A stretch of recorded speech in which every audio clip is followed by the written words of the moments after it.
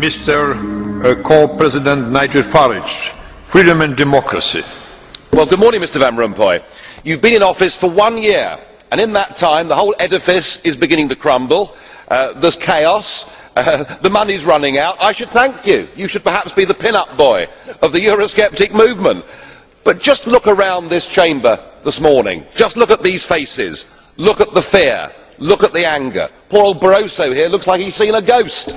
You know, they're beginning to understand that the game is up. And yet, in their desperation to preserve their dream, they want to remove any remaining traces of democracy from the system. And it's pretty clear that none of you have learned anything. You know, when you yourself, Mr. Van Rompuy, say that the euro has brought us stability, I suppose I could applaud you for having a sense of humour, but isn't this really just the bunker mentality? You know, your fanaticism is out in the open. You talked about the fact that it was a lie to believe that the nation state could exist in a 21st century globalised world. Well, that may be true in the case of Belgium, who haven't had a government for 6 months, but for the rest of us, right across every member state in this union, and perhaps this is why we see the fear in the faces, increasingly people are saying, we don't want that flag, we don't want the anthem, we don't want this political class, we want the whole thing consigned to the dustbin of history.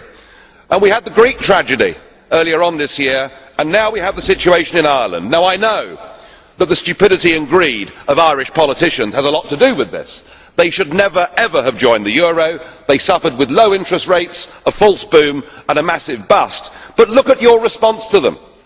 What they're being told, as their government's collapsing, is that it would be inappropriate for them to have a general election. In fact, Commissioner Rehn here said they had to agree their budget first before they'd be allowed to have a general election. Just who the hell do you think you people are? You are very, very dangerous people indeed. Your obsession with creating this euro state means that you're happy to destroy democracy. You appear to be happy for millions and millions of people to be unemployed and to be poor. Untold millions must suffer so that your euro dream can continue. Well, it won't work, because it's Portugal next.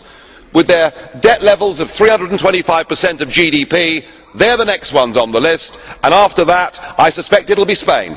And the bailout for Spain would be 7 times the size of Ireland, and at that moment, all of the bailout money has gone. There won't be any more. But it's even more serious than economics, because if you rob people of their identity, if you rob them of their democracy, then all they are left with is nationalism and violence. I can only hope and pray that the euro project is destroyed by the markets before that really happens.